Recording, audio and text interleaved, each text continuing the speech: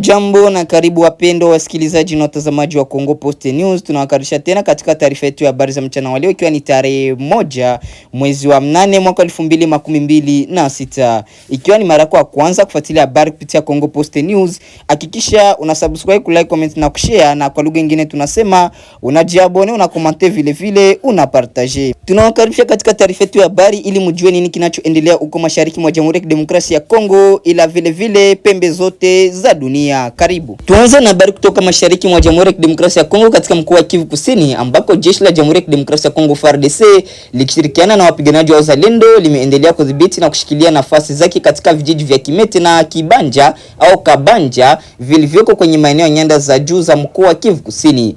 Hayo ni kwa mujibu wa vyanzo kadhaa vya ndani vinavyofuatilia hali ya usalama katika eneo hilo. Kwa mujibu wa taarifa hizo, hali katika vijiji hivyo inaendelea kuwa chini ya ulinzi wa vikosi vya FARDC na Wazalendo, huku vikosi hivyo vikihudumisha uwepo wao ili kuzuia mashambulizi au mabadiliko ya hali ya kijeshi katika maeneo hayo ambayo yamekuwa kikumbwa na migogoro ya mara kwa mara. Wakati huo huo, vyanzo hivyo vimekanusha taarifa zilizokuwa zimesambazwa kwenye baadhi ya mitandao ya kijamii vikidai kuwa viongozi wa kundi wenye silaha kiongozi wa kundi mwenye silaha anayejitambulisha kwa jina la Ngoma Nzito ameuawa au kujeruhiwa katika mapigano hivi karibuni. Hadi sasa hakuna tamko rasmi kutoka kwa jeshi la FARDC, mamlaka za serikali wala vyanzo vingine vya kuaminika vinavyothibitisha madai hayo. Kutokana hali hiyo, taarifa kuhusu kifo au kujeruhiwa kwa Ngoma Nzito bado haijathibitishwa na ni za uongo. Wachambuzi wa masuala ya usalama wanasisitiza umuhimu wa kuthibitisha taarifa kuhusu viongozi wa makundi yenye silaha kabla hazijachukuliwa kuwa za ukweli, hasa katika kipindi ambacho vita vya habari na taarifa potovu vimekuwa vikienea kwa kasi kupitia mitandao ya kijamii. Maeneo ya Kimete na Kabanja yapo katika nyanda za juu za mkoa wa Kivu Kusini, eneo ambalo limeendelea kushuhudia mvutano wa mara kwa mara kati ya vikosi vya serikali, makundi ya Wazalendo na makundi mbalimbali yenye silaha. Hali hiyo imekuwa ikiathiri maisha ya wananchi, shughuli za kiuchumi na kiusalama wa jamii.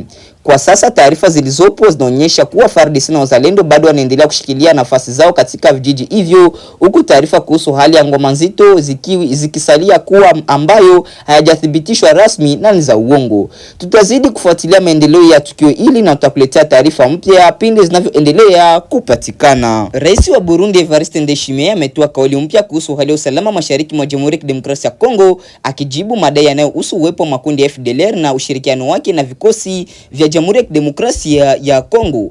Akizungumza katika mahojiano aliyorushwa na shirika la habari la BBC leo, Rais Ndayishimiye alisema kuwa amekuwa akiwauliza mara kwa mara wanajeshi wa Burundi walioko huko nchini Jamhuri ya Kidemokrasia ya Kongo kama wamewahi kukutana na wapiganaji wa FDLR katika maeneo yanayohudumu. Kwa mujibu wa rais huyo, wanajeshi hao wamekuwa wakimjibu kuwa hawajawahi kuwaona. Rais Ndayishimiye alieleza kuwa kwa mujibu wa taarifa alizonazo, baadhi ya wapiganaji wa FDLR wanapatikana katika maeneo ya Ituri ambako hakuna vikosi vya Burundi vinavyotumwa. Alidai kuwa kuna wengine waliopo katika maeneo yanayodhibitiwa na M23 pamoja na Rwanda. Kutokana na hali hiyo, rais huyo amesema kuwa anashangazwa na madai ya Rwanda kwamba vikosi vya serikali ya Jamhuri ya Kidemokrasia ya Kongo vinashirikiana na FDLR. Alifafanua kuwa ikiwa wanajeshi wa Burundi wanafanya operation kwa kushirikiana na jeshi la Jamhuri ya Kidemokrasia ya Kongo FARDC, basi tuhuma hizo kwa mtazamo wake zingehusisha pia vikosi vya Burundi. Kauli hizi zinakuja katika kipindi ambacho mvutano kati ya Jamhuri ya Kidemokrasia ya Kongo na Rwanda umekuwa ukiendelea kuhusu hali ya usalama mashariki mwa Jamhuri ya Kidemokrasia ya Kongo. Serikali ya Kongo imekuwa ikishtumu Rwanda kwa kuunga mkono waasi wa M23, wakati Rwanda imekuwa ikikanusha madai hayo, na kwa upande wake imekuwa ikieleza wasiwasi kuhusu uwepo wa FDLR karibu na mpaka wake. Hata hivyo, madai yaliyotolewa na rais wa Burundi kuhusu maeneo yaliyopo na makundi ya FDLR hayajathibitishwa kwa njia uhuru na taasisi za kimataifa au vyanzo rasmi visivyoegemea upande wowote. Serikali ya Rwanda pia imekuwa na msimamo wake kuhusu swala hili. Wachambuzi wa masuala ya usalama wanaona kuwa kauli za viongozi wa nchi za ukanda zinaweza kuwa na athari katika juhudi za kidiplomasia zinazolenga kurejesha amani mashariki mwa Jamhuri ya Kidemokrasia ya Kongo. Wanasema kuwa mazungumzo ya kisiasa na ushirikiano wa kikanda bado ni njia muhimu ya kutafuta suluhisho la kudumu la mgogoro huu. Hiyo ndio ilikuwa ripoti yetu kuhusu kauli ya Rais wa Burundi Evariste Ndayishimiye kuhusiana na swala la FDLR na hali ya usalama huko mashariki mwa Jamhuri ya Kidemokrasia ya Kongo. Tuende na habari kutoka mashariki mwa Jamhuri ya Kidemokrasia ya Kongo ambako mjadala mpya umeibuka kuhusu historia migogoro inayoendelea huko mashariki mwa Jamhuri ya Kidemokrasia ya Kongo baada ya video ya mwaka wa 1998 kusambazwa tena kwenye mitandao ya kijamii. Video hiyo imeonyesha viongozi wa kundi wa zamani wa waasi wa RCD wakitoa madai yao wakati wa kuanzisha uasi dhidi ya serikali ya Kinshasa. Wachambuzi na baadhi ya wadau wa masuala ya usalama wanabaini kuwa hoja zilizotolewa na RCD mwaka wa 1998 zinafanana na kiwango fulani na zile zinazotolewa na kundi la waasi wa M23 katika mwaka wa 2026. Makundi yote mawili yamekuwa yakieleza sababu zinazohusisha usalama, utawala, haki za wananchi na mageuzi ya kisiasa kama sehemu ya madai yao. Kwa mujibu wa taarifa hiyo, video hiyo ya tarehe 2 mwezi wa 8 mwaka wa 1998 inaonyesha viongozi wa RCD wakisitiza kuwa walichukua silaha kwa madai ya kutafuta suluhisho la changamoto za siasa za kiusalama nchini Jamhuri ya Kidemokrasia ya Kongo. Wakati huo, katika kauli ya hivi karibuni za M23 zilizotolewa tarehe 1 mwezi wa 8 mwaka 2026, kundi hilo pia limeendelea kueleza sababu zinazofanana kuhusu madai ya utawala na usalama katika maeneo ya mashariki mwa Jamhuri ya Kidemokrasia ya Kongo. Serikali ya Kinshasa, serikali ya Jamhuri ya Kidemokrasia ya Kongo inaendelea kueleza msimamo wake kwamba M23 ni kundi la uasi linaloungwa mkono na nchi ya Rwanda, madai ambayo Rwanda imekuwa ikiyakanusha mara kwa mara. Hali hiyo inaendelea kuwa chanzo cha mvutano wa kidiplomasia kati ya nchi hizo mbili, huku juhudi za kikanda na kimataifa za kurejesha amani zikiendelea. Wataalamu wa masuala ya siasa wanaeleza kuwa kufanana kwa hotuba za makundi mbalimbali ya uasi katika kipindi tofauti vya kihistoria kunazoa maswali kuhusu sababu za kudumu za migogoro inayoendelea huko mashariki mwa Jamhuri ya Kidemokrasia ya Kongo. Wanasema kuwa pamoja na mabadiliko ya majina ya makundi hayo, hoja nyingi zilizotolewa zinaendelea kujirudia kwa zaidi ya miongo miwili. Hata hivyo, wachambuzi hao wanasitiza kuwa kufanana kwa kauli hakutoshi kuthibitisha kuwa makundi hayo yana malengo au mazingira yanayofanana kikamilifu. Kila kipindi kina mazingira yake kisiasa, kijeshi na kidiplomasia ambayo yanapaswa kuchunguzwa kwa kina kabla kufikia hitimisho. Kwa sasa hali ya usalama katika baadhi ya maeneo ya Kivu Kaskazini na Kivu Kusini inaendelea kuwa ya wasiwasi, huko juhudi za mazungumzo na upatanishi zikitarajiwa kutoa mwelekeo mpya wa kutafuta amani ya kudumu huko mashariki mwa Jamhuri ya Kidemokrasia ya Kongo. Hiyo ndio ilikuwa ripoti yetu kuhusu mjadala unaoendelea juu ya kufanana kwa hotuba za makundi ya uasi katika historia ya mashariki mwa Jamhuri ya Kidemokrasia ya Kongo. Tuendelee na habari za siasa kutoka nchini Jamhuri ya Kidemokrasia ya Kongo ambako wakati wetu wa kuhusisha makundi mbalimbali katika mazungumzo ya kitaifa ukiendelea kuongezeka nchini Jamhuri ya Kidemokrasia ya Kongo, serikali ya Kinshasa imesitiza msimamo wake kuhusu uwezekano wa M23 kushiriki katika mchakato huu. Msemaji wa serikali ya Jamhuri ya Kidemokrasia ya Kongo Patrick Muyaya Katemwe amesema waasi wa M23 hawawezi kushirikishwa katika kile kinachoelezwa kuwa ni mazungumzo ya ndani ya kitaifa. Kwa mujibu wa Patrick Muyaya, swala linalohusu M23 tayari limefanyiwa kazi kupitia mchakato wa mazungumzo unaoendelea huko mjini Doha, Qatar, chini ya usimamizi wa nchi hiyo. Kauli hiyo imetolewa wakati wa mjadala kuhusu mazungumzo ya kitaifa ukiendelea kupata nguvu katika mazingira ya kisiasa nchini Jamhuri ya Kidemokrasia ya Kongo. Mazungumzo hayo yanatarajiwa kuwaleta pamoja wadau wa ndani na kwa lengo la kutafuta msimamo wa pamoja kuhusu changamoto zinazolikabili taifa, hasa hali ya usalama katika maeneo ya mashariki mwa Jamhuri ya Kidemokrasia ya Kongo. Akizungumza katika mkutano na waandishi wa habari kuhusu hali ya usalama mashariki mwa DRC, Patrick Muyaya alieleza kuwa kuna tofauti kati ya michakato ya diplomasia inayolenga kumaliza mzozo ya mashariki na mazungumzo ya ndani yanayo unaolenga kuwaunganisha wananchi wa Kongo. Kwa mujibu wa msemaji huyo, kuna mchakato miwili muhimu ya kidiplomasia ambayo ni mchakato wa Washington na yule wa Doha. Patrick Muyaya alieleza kwamba makubaliano ya Washington yanahusisha serikali ya Jamhuri ya Kidemokrasia ya Kongo na Rwanda, huku mchakato wa Doha ukihusisha Kinshasa na M23. Alisema makubaliano ya Doha yana kipaumbele kadhaa, ikiwemo masuala ya kuachiliwa kwa wafungwa na utekelezaji wa usitishaji wa mapigano. Hata hivyo, serikali ya Jamhuri ya Kidemokrasia ya Kongo inaona mazungumzo ya kitaifa kama mchakato tofauti kabisa. Kwa mujibu wa Patrick Muyaya, lengo lake si kuchukua nafasi ya mazungumzo ya Washington au Doha, bali ni kukusanya wakongomani ndani ya nchi ili kujenga msimamo wa pamoja mbele ya changamoto za usalama. Kwa upande wa Kinshasa, mchakato wa Washington na Doha unapaswa kutoa majibu ya diplomasia na kiusalama kuhusu mzozo unaoendelea mashariki mwa DRC.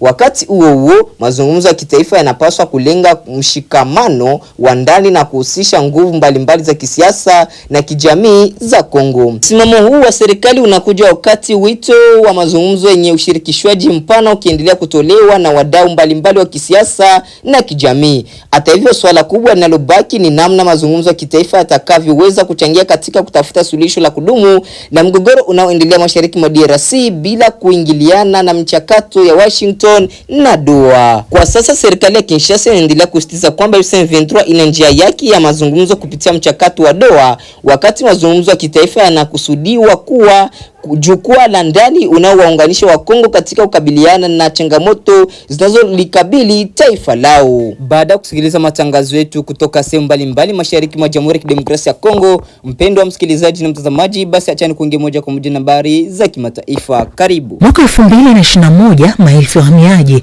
walitumia fursa ya utawala wa Rabat ya kulenga masharti yake katika maeneo ya mpakani kufuatia malumbano ya kidiplomasia ya Uhispania.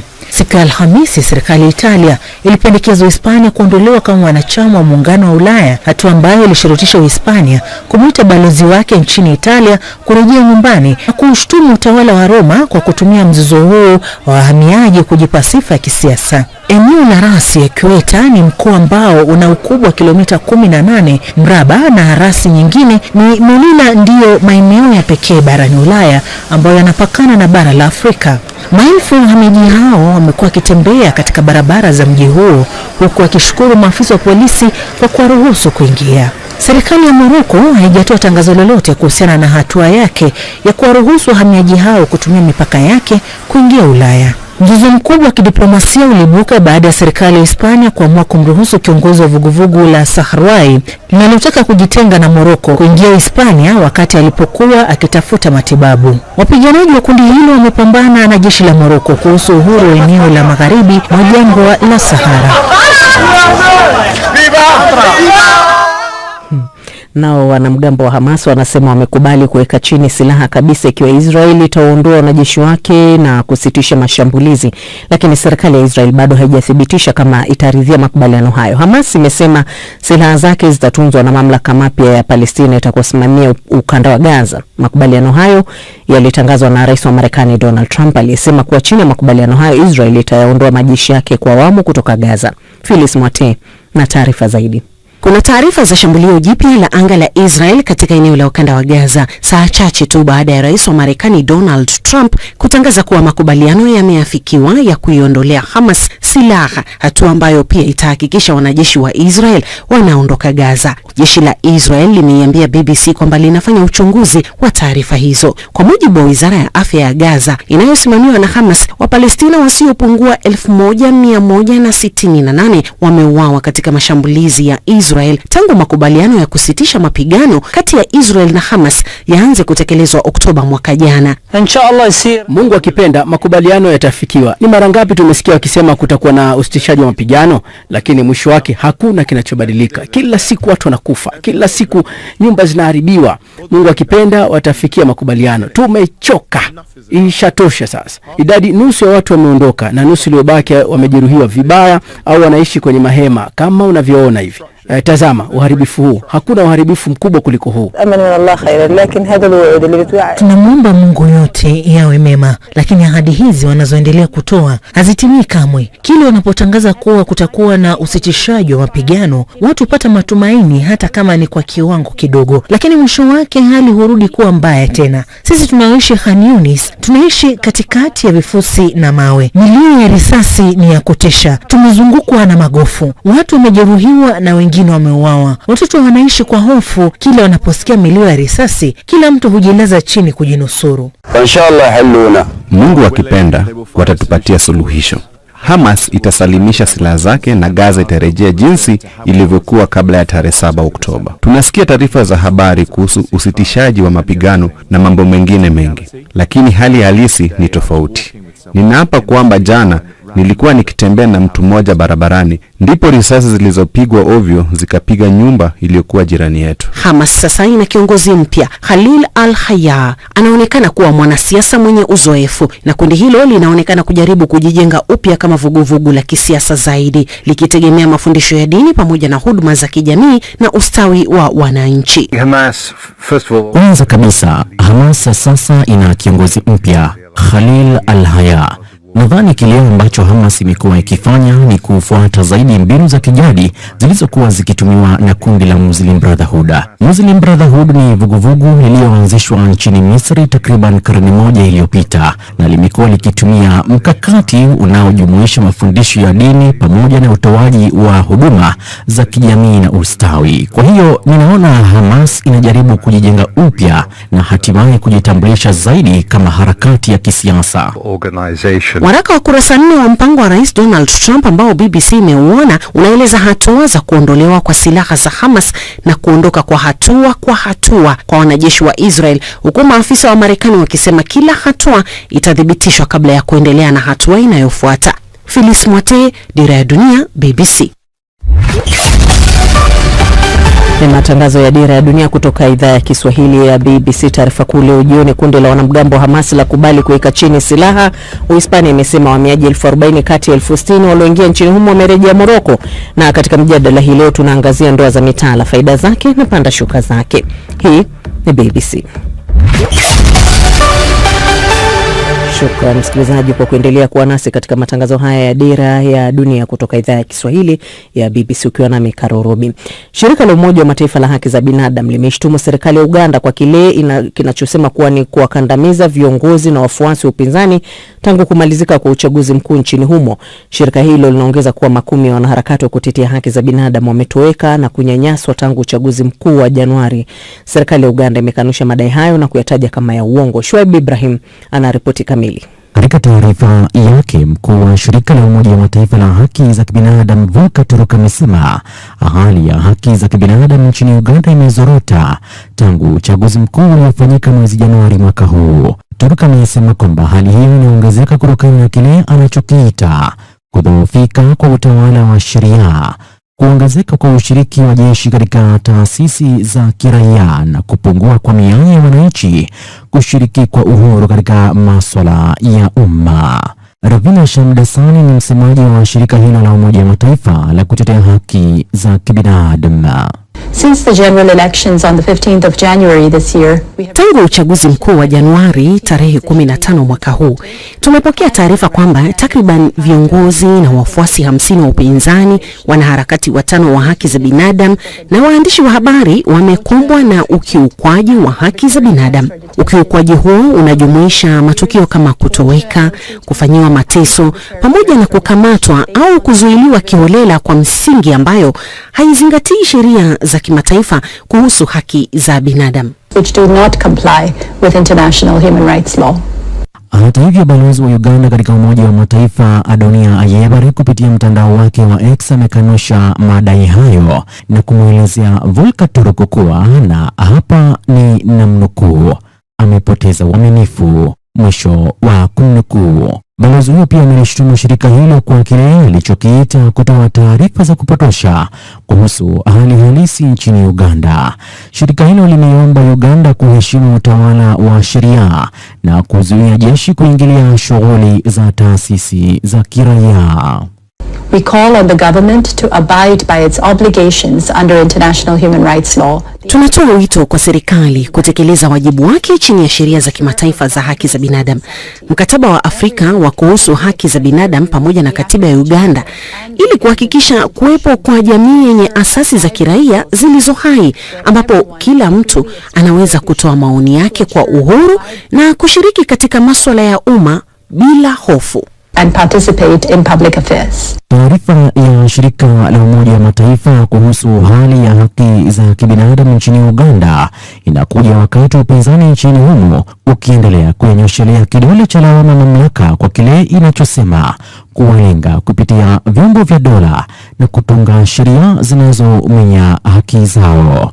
Pia inakuja huku baadhi ya wanasiasa wa upinzani wakiwa gerezani, akiwemo Daktari Kizza Besigye aliyezimia akiwa kizimbani Jumatano.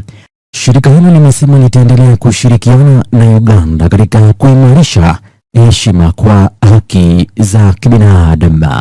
Shuaib Ibrahim, Dira ya Dunia, BBC, Kampala. Na mshauri mkuu wa rais wa shirikisho la soka duniani FIFA Gianni Infantino amejiuzulu kwa sababu ya pendekezo la kuuza hisa za kombe la dunia na mashindano mengine makubwa kwa wawekezaji binafsi. Carlos Cordeiro amesema wazo hilo ni baya kwa mchezo wa soka. Kujiuzulu kwake kumekuja muda mfupi baada ya shirikisho la mpira wa miguu la Asia kujiunga na mashirikisho mengine mawili ya kikanda ikiwemo UEFA kulaani mpango huo. David Nkya na maelezo zaidi.